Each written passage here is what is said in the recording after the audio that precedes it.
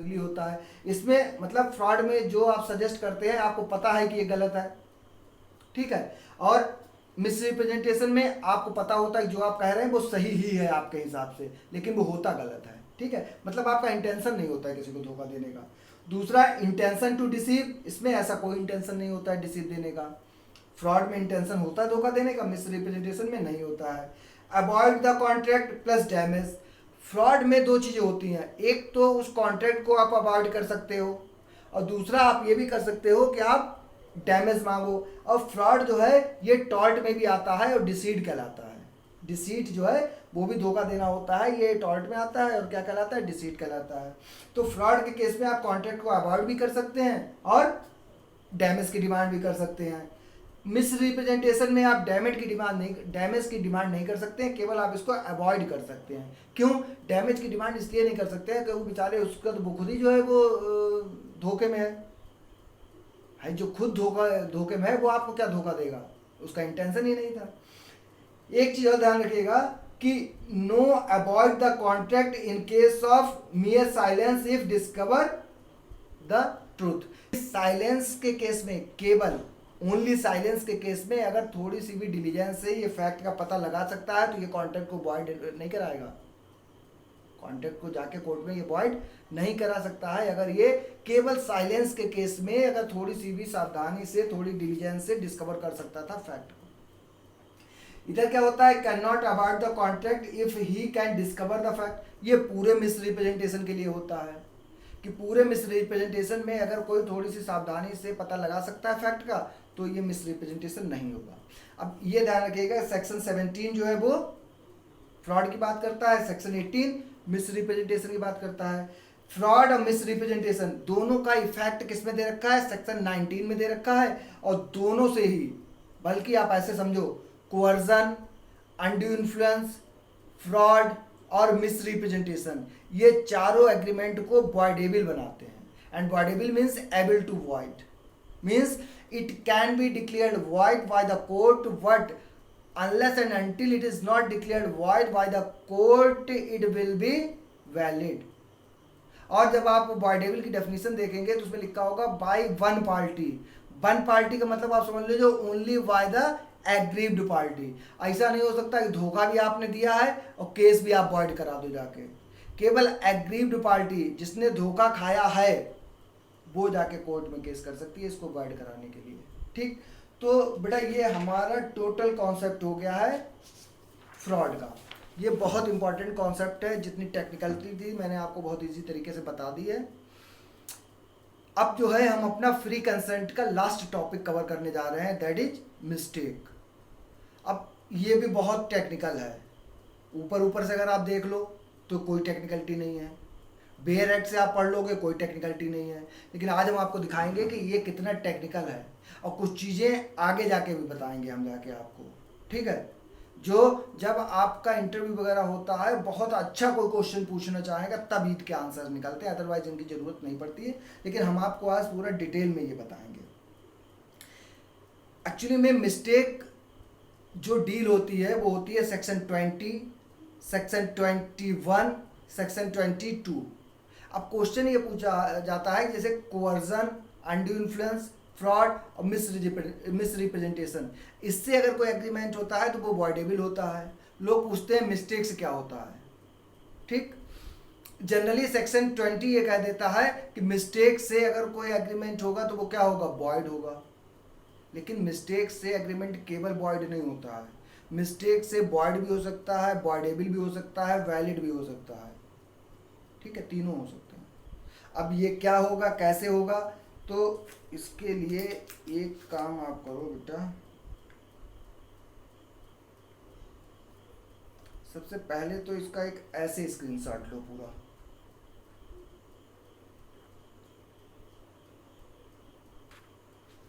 देखिए पूरे मिस्टेक को हमने अपने तोड़ा है, कैसे ब्रेक किया है। जैसे देखिए सबसे पहले मिस्टेक, ठीक। मिस्टेक का मतलब होता है यहाँ पे आप लिख सकते हैं इरोनियस बिलीफ, कि आप कोई गलत चीज पे भरोसा करते हैं, वो क्या होता है, मिस्टेक होता है। यानी मिस्टेक का मतलब क्या हो गया, इरोनियस बिलीफ। अब देखिए सबसे पहले हमने लिया मिस्टेक। मिस्टेक में be divided into two types, mistake of law and mistake of fact. कि एक मिस्टेक ऑफ लॉ हो सकती है और एक मिस्टेक ऑफ फैक्ट हो सकती है। Mistake of law further be divided into two parts, mistake of Indian law and mistake of foreign law. अब हम बात करें सबसे पहले mistake of Indian law. Mistake of Indian law will be valid if there is any agreement due to mistake and that mistake is of Indian law, then that agreement will be valid। अगर कोई person Indian law की ही भूल करता है तो उससे कोई भी जो वो मिस्टेक उस कॉन्ट्रैक्ट को वॉइडेबल नहीं बनाएगी, वो क्या हो जाएगा, वैलिड होगा। ये बात करता है आपका section 21 of Indian contract act. क्यों अच्छा ये वैलिड होगा, because there is a maxim ignorance of law can't be excuse. कि किसी भी पर्सन को ये मौका नहीं दिया जाएगा कि वो लॉ नहीं जानता है। No person is allowed to say that he is not और he has not knowledge about law of that country. किसी भी पर्सन को ये कहने का मौका, इवन अगर कोई फॉरेनर आता है और वो इंडिया में है तो वो ये नहीं कह सकता कि यहाँ आके जो है वो मान लीजिए कोई ऐसा काम कर दे जो उसे पता ही नहीं है कि ये ऑफेंस है, और चाहे उसके देश में वो ऑफेंस ना भी हो, उसके कंट्री में वो ऑफेंस ना भी हो तब भी यहाँ उस पर मौका नहीं दिया जाएगा ये कहने का कि उसे लॉ नहीं पता था। क्यों, क्योंकि हम ये मान चलते हैं, वरना तो हर आदमी यही कह के बच के निकल जाएगा कि हमें तो लॉ ही नहीं पता था। तो एक मैक्सिम है। अच्छा ये भी याद रखिएगा, इसका लैटिन हमेशा पूछा जाता है, इसको कहते हैं इग्नोरेंसिया ज्यूरिस नॉन एग्जीक्यूजेट। ये अच्छे से आप मिल जाएगा, लिख के याद कर लीजिएगा। तो मिस्टेक को दो पार्ट से डिवाइड करेंगे, mistake of law, mistake of fact. Mistake of law फिर दो पार्ट्स में डिवाइड हो जाएगा, mistake of Indian law, mistake of foreign law. Mistake of Indian law से अगर कोई एग्रीमेंट होता है तो ये वैलिड रहेगा। कौन कहता है, सेक्शन 21 कहता है। क्यों कहता है, क्योंकि ignorance of law can't be excuse. इसके बाद आप आ जाओ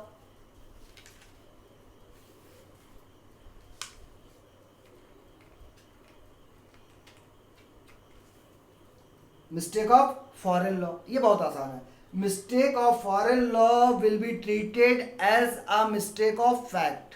इन्होंने क्या कह दिया, फॉरेन लॉ की अगर मिस्टेक है तो उसको हम ऐसे ट्रीट करेंगे जैसे क्या हो, वो मिस्टेक ऑफ फैक्ट हो। यानी कि मिस्टेक ऑफ फॉरेन लॉ को यहीं पे हम लिख सकते हैं, फॉरेन लॉ। यानी मिस्टेक ऑफ फैक्ट और मिस्टेक ऑफ फॉरेन लॉ ये एक ही बात है। जो मिस्टेक ऑफ फैक्ट के केस में होगा वही मिस्टेक ऑफ फॉरेन लॉ के केस में होगा।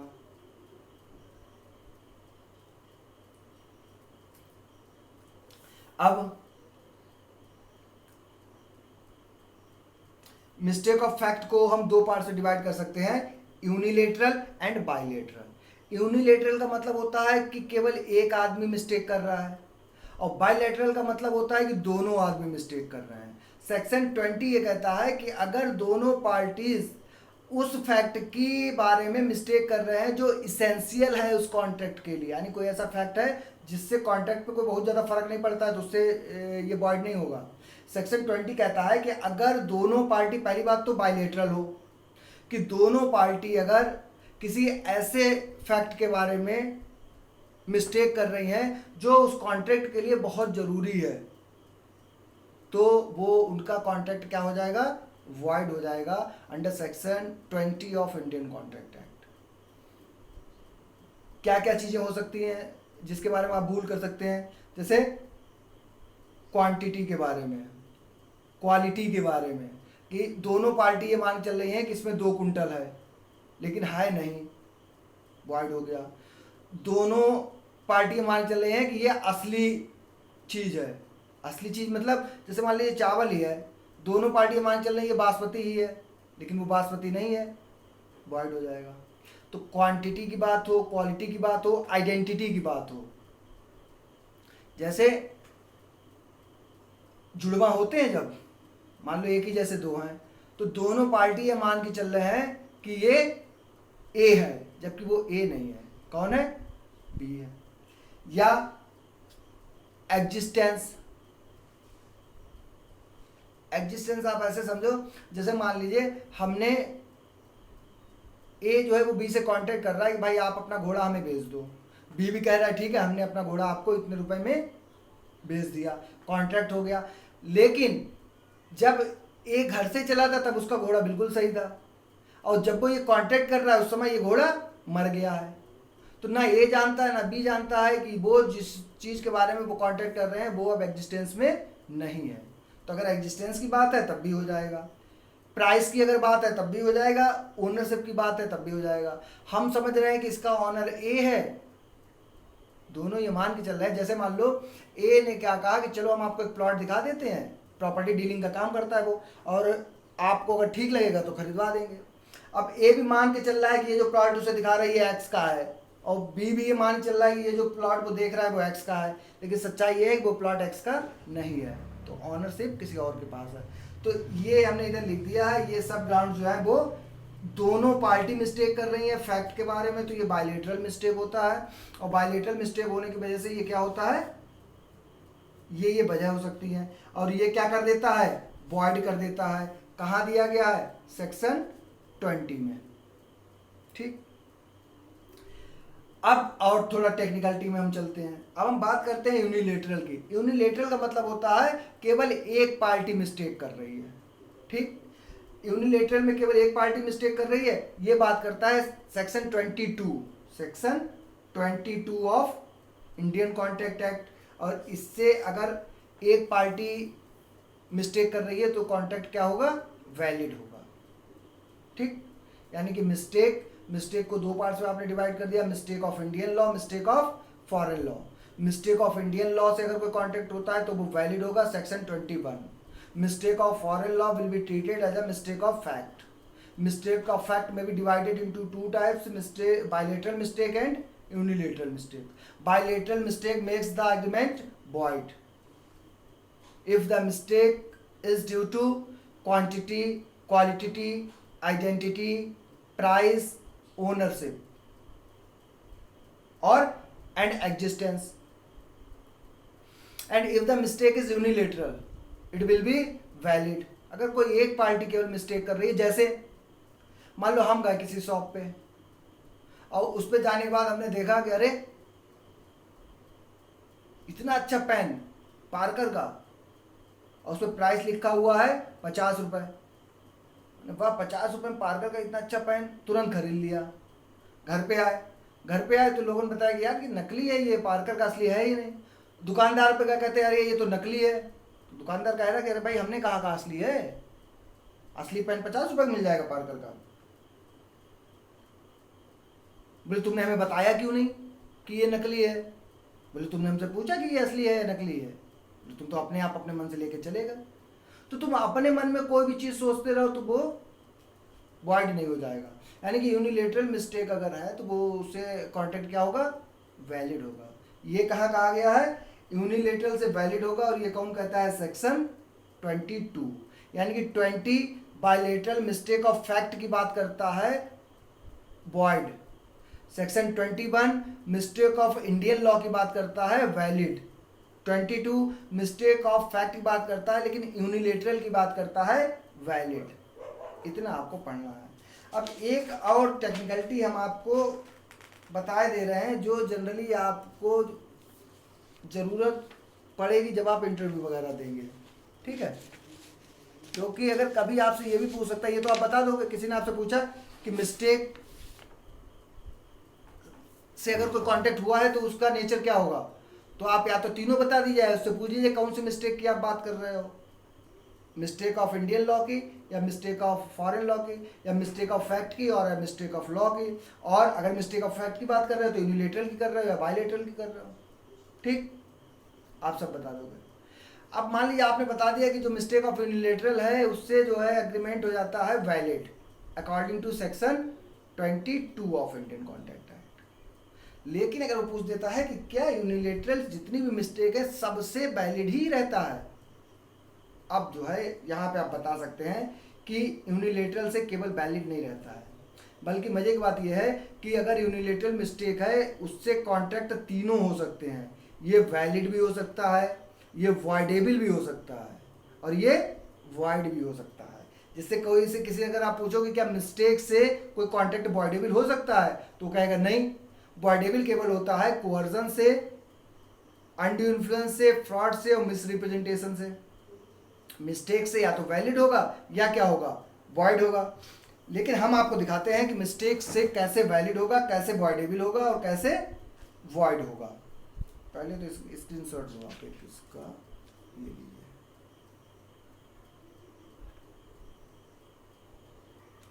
अब देखिए जरा, हमने ऊपर लिखा है यूनिलेटरल मिस्टेक, ठीक।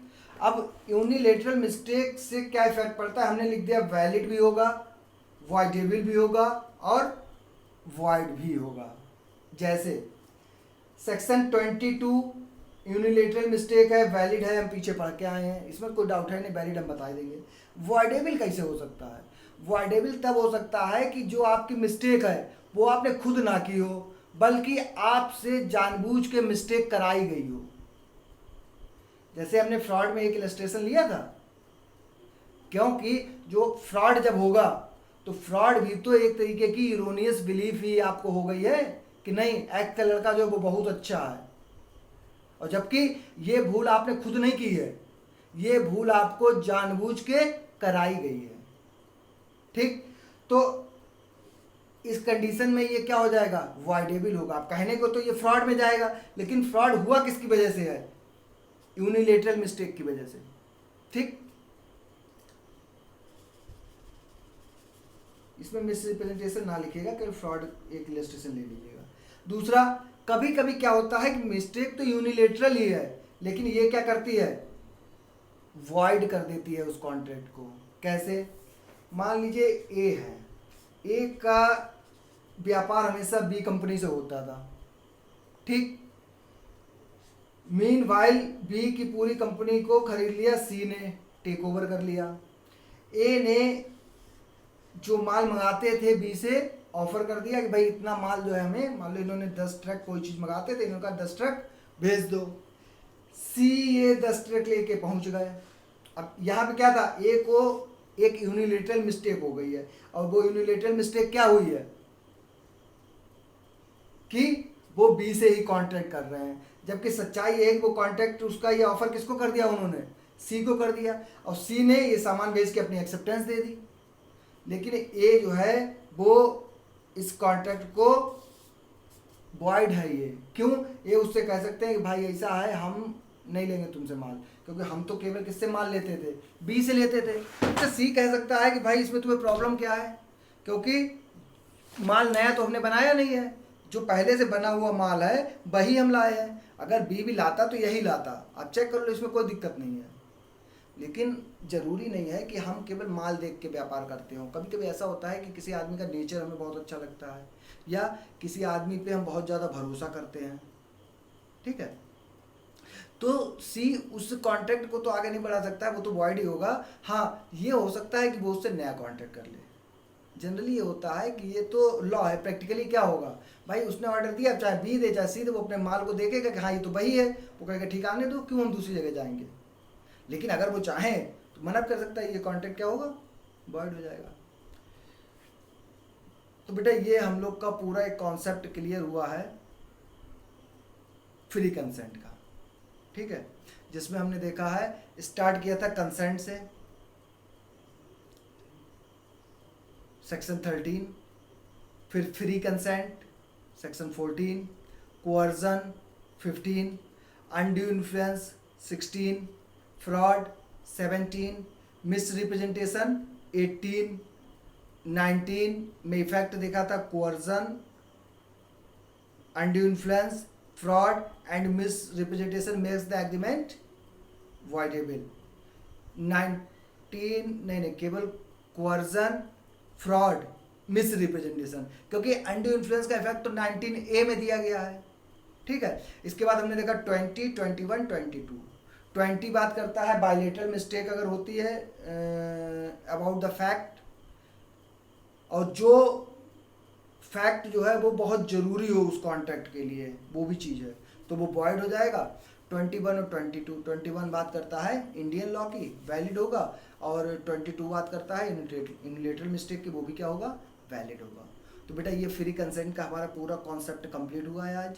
अब नेक्स्ट लेक्चर में हम क्या करेंगे, हम सेक्शन 23 स्टार्ट करेंगे लॉफुल कंसिडरेशन से और लॉफुल ऑब्जेक्ट से, कि what is lawful and what is unlawful. और अगर बेटा अपनी समझ से तो हमने ये बहुत ही आपको इजी वे में बताया है, आप केवल इसको एज इट इज़ लिख लीजिए।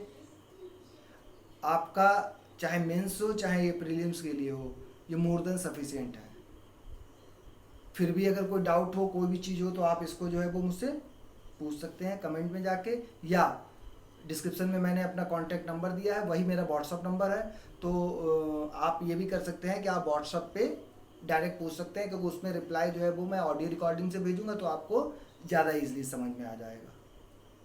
बाकी अभी एक प्लान मेरा ये भी चल रहा है कि हो सकता है मैं विद इन 1 मंथ एक बैच क्रिएट करने जा रहा हूँ, जिसमें ऑनलाइन जुडिशरी का पूरा आपका तैयारी कराई जाएगी, जिसमें आपका जीएस रहेगा, लॉ पूरा रहेगा, प्रॉपर लेक्चर आपको मिलेंगे लॉ के, जीएस का मटेरियल मिलेगा, दोनों की जो भी क्वेरी होगी वो आप पूछ सकते हैं, और टेस्ट सीरीज चलेगी प्रॉपर। और ये सबसे ज़्यादा बेनिफिशियल उन बच्चों के लिए होगा जो अभी लॉ कंप्लीट नहीं किए हैं। आप फर्स्ट ईयर, सेकंड ईयर या थर्ड ईयर में हैं, 5 ईयर में जैसे जो बच्चा है, मतलब अभी लॉ कंप्लीट होने में उसके पास 2 से 3 साल हैं, तो ये आपके लिए बहुत ज़्यादा बेनिफिशियरी हो जाएगा, क्योंकि जब तक आपका लॉ कंप्लीट होगा तब तक घर बैठे आपका इतना तैयार हो जाएगा कि फिर आपको किसी कोचिंग की ज़रूरत ही नहीं पड़ेगी। और इसमें मेरे अलावा जो है वो और भी 2-3 लोग ऐड होंगे जो जीएस के लिए, तो इसके लिए कुछ नॉमिनल फीस भी रखी जाएगी। नॉमिनल मतलब ये है कि जैसे बाहर कोचिंग में आप जाएंगे तो 2-2.5 लाख रुपए तो फीस ही हो गई है, फिर बाहर रहते हैं तो आपका अच्छा खासा खर्चा जाता है। यहाँ ऐसा कुछ नहीं होगा, यहाँ केवल एक नॉमिनल इसलिए कर दी जाएगी कि केवल वही बच्चा पढ़े जो थोड़ा बहुत सीरियस है। तो वो हो सकता है कि वो अब बात करके देखा जाएगा कि 1000 रुपीज़ पर मंथ हो सकता है, या 500 रुपीज़ पर मंथ भी हो सकता है। तो वो हम सब अपना फैकल्टी डिस्कस करके देखते हैं कि कैसा, और बच्चों से भी कंसल्ट करेंगे कि कितना सही रहेगा।